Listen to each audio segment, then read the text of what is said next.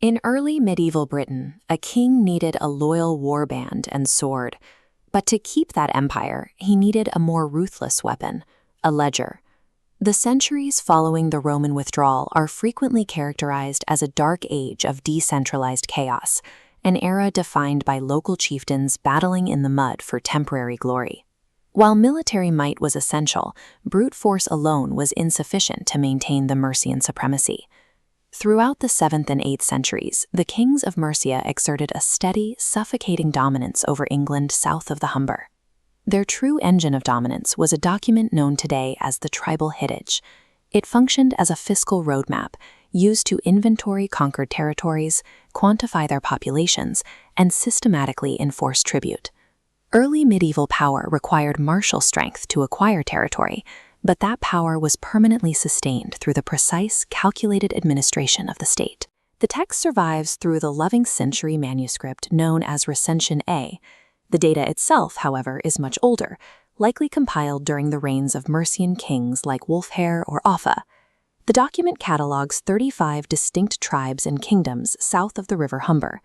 It maps a complex geopolitical landscape, ranging from massive rival powers down to obscure micro-territories. Each of these groups is assessed with specific, rounded numerical quotas, effectively dropping a mathematical grid over southern Britain. Maintaining such a comprehensive record across 35 diverse territories suggests an administration capable of reaching into any village in the south to collect its data. The base unit of this grid was the hide, derived from the Old English word hiwan, meaning family. A hide originally represented the amount of arable land required to sustain a single free peasant household and its plow team for 1 year. To measure a hide meant walking the physical boundaries of local farms. Mercian officials used ropes and poles to calculate raw acreage, grounding abstract administrative quotas in the wet, heavy soil of early England. Mercian administration redefined the hide as a standardized unit of value. It became the primary metric through which the state measured the taxable worth of a landscape. This graphic shows how a single assessed plot of land was tapped for state extraction. The first obligation was the ferm, a mandatory food rent. It channeled biological wealth like grain and livestock upward to feed the roving Mercian court and its administrators. The second pipeline fueled the fyrd. Each hide carried a responsibility to provide manpower for the military, garrison the defensive towns, and repair fortifications. By converting raw geography into modular units, the Mercian kings created a system that linked the productivity of the soil directly to the projection of military power. The first half of the Tribal Hidage maps the immediate Mercian periphery. The Mercian core itself is assessed at 30,000 hides, surrounded by a buffer of heavily localized micro-assessments for subordinate tribes. The Gyrwas, for example, were assessed at exactly 600 hides. This demonstrates how Mercian surveyors penetrated even the isolated, waterlogged marshlands of the fens to catalog the people living there. In stark contrast were the Pecsæte of the Peak District. The ledger's reach extended into these treacherous geographies, ensuring no taxable resource was hidden by altitude or rock.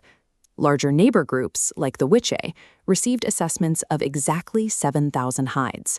These rounded numbers, consistently multiples of 5, reveal an imposed, top-down strategy rather than a literal acre-by-acre census. These quotas allowed diverse, geographically distant peoples to retain their local identities while systematically stripping them of their economic sovereignty. The ledger itself was meaningless without enforcement.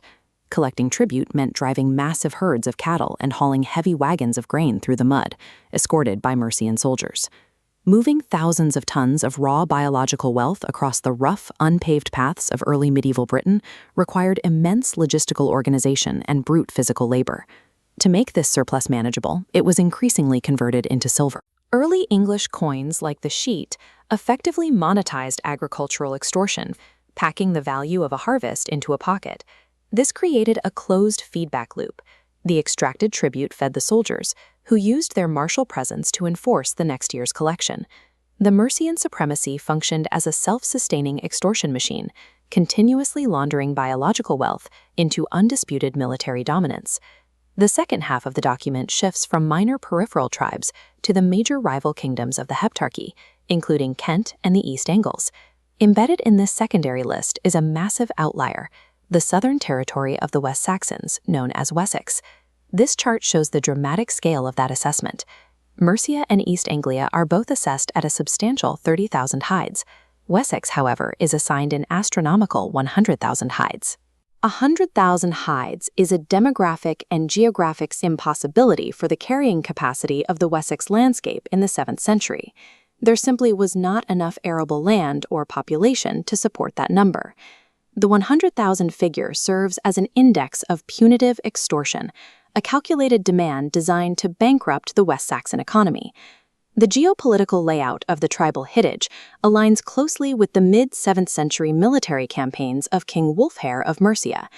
Wulfhere aggressively expanded his borders southward, pushing deep into the Thames Valley. He systematically choked off strategic arteries, turning rival West Saxon territories into compliant Mercian assets. His political engineering was exact.